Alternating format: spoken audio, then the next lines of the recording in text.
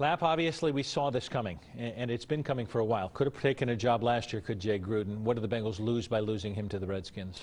Well, they lose a relationship with Andy Dalton and Jay Gruden that started from the very beginning.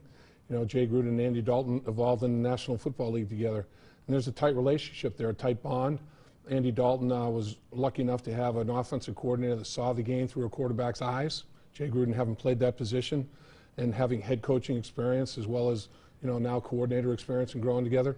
I think that's the biggest thing they lose is the dynamic between those two guys. Okay, well, it's always been players next man in. Now we've got coaches next man in. What, with Hue Jackson, does change for this offense? I think he tweaks it. I think the Bengals deserve some kudos for being ready. When they brought Hue Jackson in from Oakland, this was the reason they did it, in case Jay Gruden got a head coaching opportunity. Now you move in and you don't have to change everything. Hue Jackson knows the players know him. He knows the system. He's going to tweak the system. No more throwing 31 times in a quarter. That ain't happening. He's now. A run guy? He may run 31 times in a quarter if he can. You know, if there's 60 plays, he may run it 40 and throw it 20 instead of the other way around. And that's a way to cut down on turnovers. That's a way to protect your young quarterback. That's a way to help your young quarterback is the physicality of the running game. And I think Andy Dalton will benefit by it in the long run. And Hue is liked universally.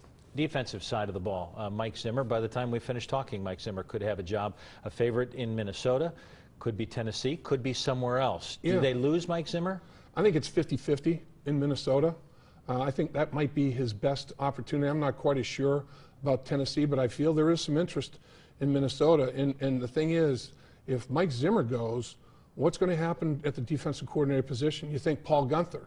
Can Mike Zimmer take Paul Guenther? A lot of times when coaches leave, they can't raid the staff. Will the Bengals be able to retain Paul Guenther? I think he'd be the continuity and consistency as a defensive coordinator. He was the coaching MVP. What he did with that linebacker core with injuries and the youth in that linebacker core, he coached them up big time, and I think his future is very, very bright in the National Football League. I don't think Jay Gruden can take him, and I think they're keeping Jimmy Haslett out there as defensive coordinator with the Redskins. As the coaches turn.